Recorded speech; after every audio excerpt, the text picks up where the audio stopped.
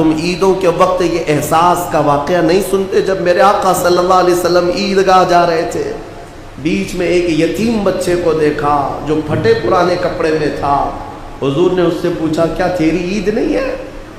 اس بچے نے کہا عید تو ہے لیکن میرے بابا نہیں ہیں۔ تم مارکیٹ جاتے ہو آج رمضان کی عیدوں کی تیاری کے لیے، دیکھتا ہوں مارکیٹ بھری رہتی ہے، اپنے بچوں کی من پسند کپڑے خریدتے ہو، چاہے وہ جتنے مہنگے ہوں جیسے بھی ہوں، نہیں لیکن عید میں میرے بچوں کو خریدنا ہی ہے، اور ایکسٹرا بھی خریدتے ہیں۔ لیکن تمہیں پتہ ہے کئی گھر ایسے ہیں جن کے بچے اپنے ماں باپ سے بول بھی نہیں سکتے کہ اس مہینے ہمیں کپڑے لائے ہیں، نہیں لا سکتے۔ کیا یہ احساس کسی کے اندر ہے کہ جب میں شاپنگ کروں تو ایک ڈریس ایکسٹرا لے لوں، ایک نیا جوڑا ایکسٹرا لے لوں، تاکہ میں وہاں تک پہنچا دوں جس کے بچے کے باپ کے اندر خریدنے کی طاقت نہ ہو، تاکہ عید میں وہ بھی ہمارے ساتھ شامل ہو سکے؟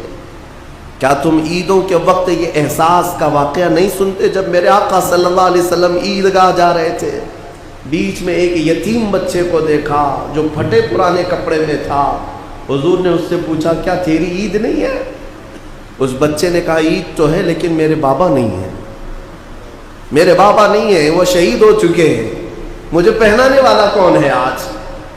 وہ کائنات کے آقا و مولا جو انیس بے کساں ہے، چارہ ساز درد منداں ہے، اس یتیم کو اٹھا کر اپنے گھر لائے اور اپنے ہاتھوں سے نہلایا، حسنین کریمین کے کپڑے پہنائے، عیدگاہ جانے کے وقت واپس آ کر کے، اور پھر اس بچے کو اپنے کندھوں پر سوار کر کے عیدگاہ لے جانے لگے۔ کون ہے یہ جو احساس رکھتا ہے؟ حسن و حسین انگلی پکڑ کر کے چل رہے ہیں اور یتیم بچہ کندھے پر سوار ہے، مصطفیٰ کریم کے کندھے پر سوار ہے۔ بلکہ اس دن دیکھنے والے صحابہ اش اش کرتے رہ گئے، اور کئی بچے تو یہ تمنا کرتے رہ گئے کاش ہمارے بھی باپ مرے ہوتے تو میرے آقا کندھے پر اٹھائے ہوتے، یتیم ہوتے ہم۔ میرے عزیزو، یتیموں کا حقیقی اس دنیا میں کوئی چارہ ساز درد منداں ہے، بے قصوں کا انیس کوئی ہے تو میرے مصطفیٰ کی ذات، اور انہوں نے پورا نظام تمہیں دیا ہے۔ یہ صرف سنانے کے لیے نہیں، یہ کوئی کہانیاں نہیں ہیں جو تمہیں سنائی جاتی ہیں، تمہارے عمل کے لیے ہے کہ اپنی زندگی میں تمہارے پاس جو چیز بھی آئے اس کا ایک حصہ ان لوگوں کے لیے خاص کر دو، کیونکہ قرآن میں ہے وَفِي أَمْوَالِهِمْ حَقٌّ لِلسَّائِلِ وَالْمَحْرُومِ۔ غریب لوگ قیامت کے دن مقدمہ کریں گے، مولا ہم کو تو نے کیوں نہیں دیا مال، ہم کو مال نہیں دیا، ہمارے پاس اتنے اسباب نہیں تھے۔ رب تعالیٰ فرمائے گا تمہارا مال بھی دیا تھا امیروں کے پاس، تو غریب کہیں گے انہوں نے تو ہمیں نہیں دیا، ان کے پاس میں نے تمہارا حق رکھا تھا، تو کہیں گے ہمارا حق تو انہوں نے دیا ہی نہیں زندگی پر، وہ خود کھاتے رہے۔ اس بات پر ان امیروں کی پکڑ ہوگی، میں نے تمہیں جو مال دیا تھا وہ سب تمہارے عیش کے لیے نہیں، مانگنے والے اور محروم لوگوں کا حق بھی میں نے تمہارے مال میں رکھا تھا۔ تم یہ سمجھتے رہ گئے کہ سارا مال ہمارا ہے، کیوں دیں گے ہم دوسروں کو؟ جس قدر دو گے اللہ اتنا نوازے گا، اس کا وعدہ برحق ہے، اس کا وعدہ برحق ہے۔ اللہ تعالیٰ فرماتا ہے بنی آدم تم مجھے دے دو اپنا صدقہ، میں تمہارے صدقے کی ایسی حفاظت کروں گا کہ قیامت تک نہ جلے گا نہ گھٹے گا۔ جب سب سے زیادہ تجھے حاجت ہوگی اس دن میں قیامت کے دن تیرا سارا مال نفع کے ساتھ لوٹاؤں گا، نیکیوں کے ساتھ لوٹاؤں گا، یہ اللہ کا وعدہ ہے، حدیث میں ہے۔ لیکن یہاں لوگوں کو ایسا لگتا ہے کہ ہم کچھ دے دیں گے تو گھٹ جائے گا۔ میرے عزیزو، ایکسٹرا خیرات کرنا تو دور کی بات ہے، 2.5% جو زکوٰۃ ہے وہی لوگوں کی باقی رہ گئی، ابھی 2.5% یہ نہیں نکال پاتے، دوسرا کیا خیرات کریں گے؟ اللہ نے 97.5%، 97.5 آپ کے پاس چھوڑ دیا ہے کہ یہ سب مال تمہارا ہے، 2.5 خالی دے دو اللہ کی راہ میں، اس پر بھی لوگ سانپ کی طرح بیٹھے ہوئے ہیں، کتنوں کی تو زکوٰۃ نہیں نکلتی، ہیلے بہانے کہ ہمارے مال میں کیا اس پر بھی زکوٰۃ ہوگی، اس پر بھی زکوٰۃ ہوگی۔ 2.5% کے لیے کتنے بہانے آتے ہیں، لوگ اس قدر پوچھتے رہتے ہیں. تم جب رات کے وقت عیاشی کرنے کے لیے جاتے ہو تو کسی سے سوال نہیں کرتے کہ یہ مال اتنا دوں یا نہیں دوں, اتنے کی ہوٹل بازی کروں یا نہیں کروں, کسی سے نہیں پوچھتے. اپنے من پسند چیزیں خریدنے کے لیے مارکیٹ میں جائیں تو کسی سے نہیں پوچھتے, لیکن اس کے لیے کئی مسائل پوچھے جاتے ہیں. کیا اس پہ بھی زکوٰۃ ہے, اس پہ بھی ہے؟ سونا ہے, چاندی ہے, مال تجارت ہے, دکانوں میں جو تمہارے مال رکھا ہوا ہے اس پر زکوٰۃ ہے, ہر سال زکوٰۃ ہے. تم نے اپنی دکان میں 10 لاکھ کا مال رکھا ہے تو اس پر زکوٰۃ ہے, 1 لاکھ کا مال رکھا ہے اس پہ زکوٰۃ ہے, اور تمہارے گھر میں سونا اور چاندی جو جمع ہے اس پر زکوٰۃ ہے. مسلسل میرے پاس سوال آتے ہیں کہ سونا بھی ہے ہمارے پاس, چاندی بھی ہے, لیکن پیسہ نہیں ہے, زکوٰۃ کیسے دیں گے؟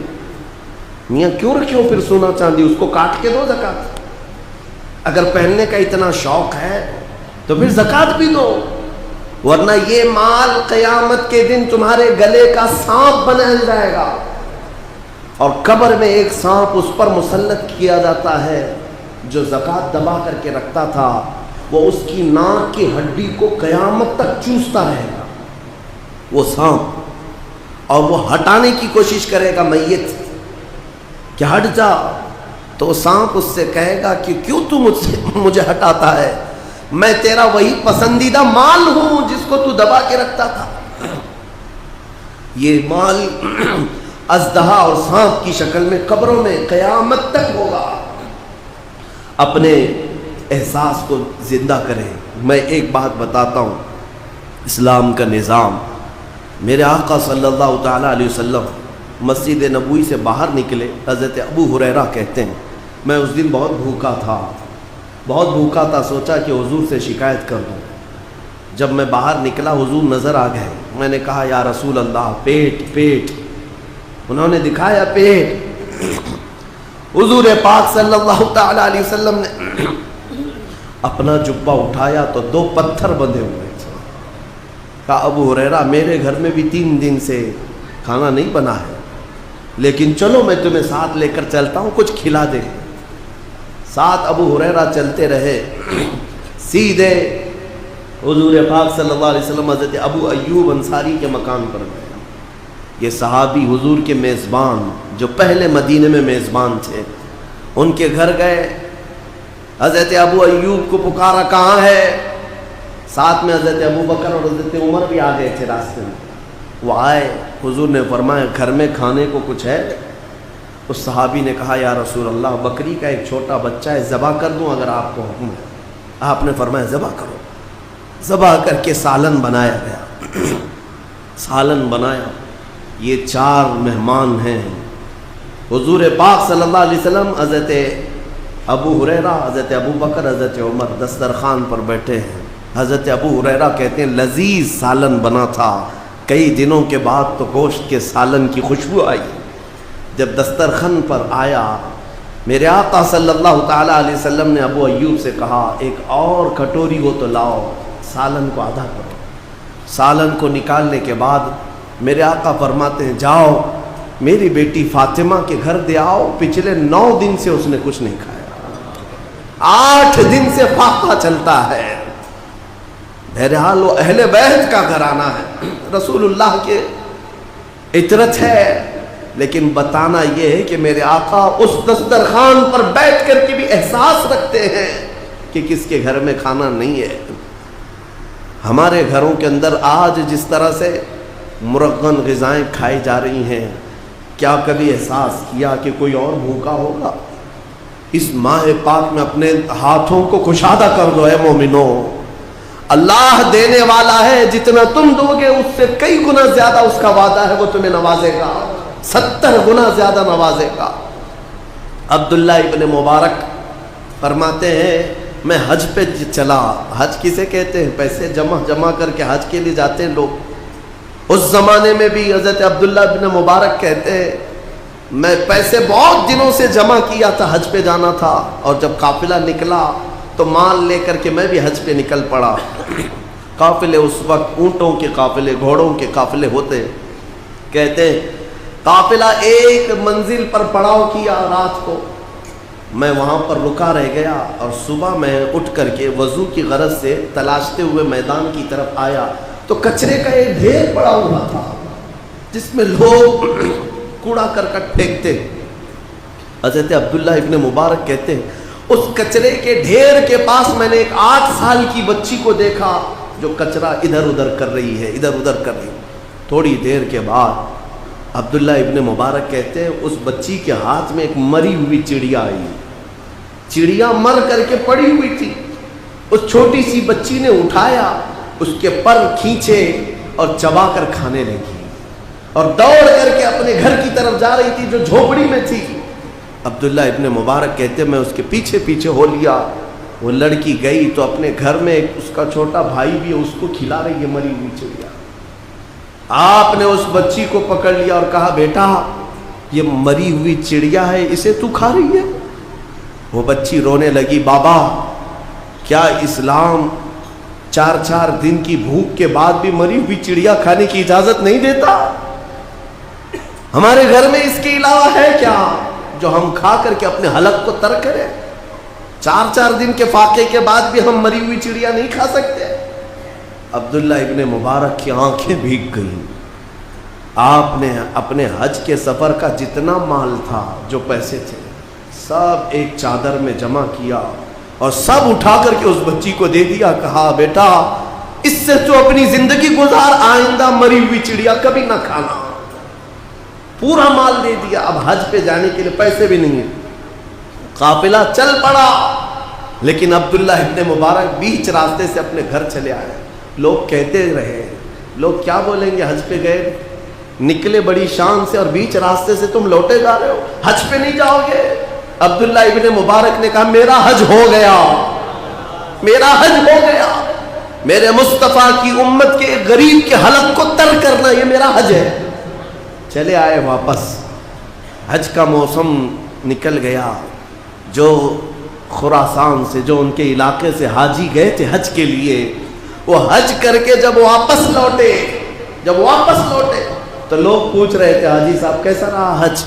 تو ہر کوئی کہہ رہا تھا ہمارے حج کا کیا کہنا, ہم عرفات میں عبداللہ ابن مبارک کے ساتھ دعا کر رہے تھے, مینا میں عبداللہ ابن مبارک کے ساتھ کنکریاں ماری ہیں, ہم طواف کعبہ میں عبداللہ ابن مبارک کے ساتھ تھے.